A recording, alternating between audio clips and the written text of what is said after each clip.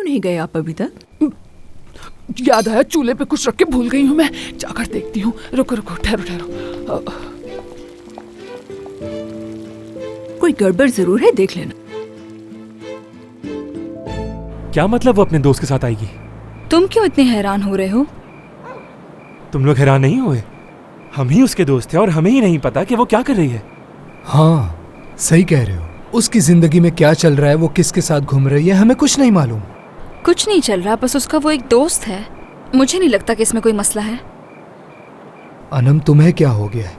मैं भी तो यही कह रहा हूँ बस, कि अब हमें नवाल के बारे में कुछ भी पता नहीं होता कि उसका नया दोस्त आखिर है कौन। तुम लोग उसे जानते हो, लेकिन मैं बताऊंगी नहीं। चलो मैं एक हिंट देती हूँ। अमीर लड़का है। कौन है आखिर वो? एक अमीर बंदा उसने इतनी जल्दी कहाँ से ढूंढ लिया? वैसे मैं जिस अमीर आदमी को जानता हूँ वो तो सीख कबाब बेचता है और 60 साल उम्र है उसकी। वो कहाँ से होगा? तुम लोग उससे खुद पूछ लेना जब वो आएगा। लगता है तुम्हें इस मामले में बहुत दिलचस्पी है।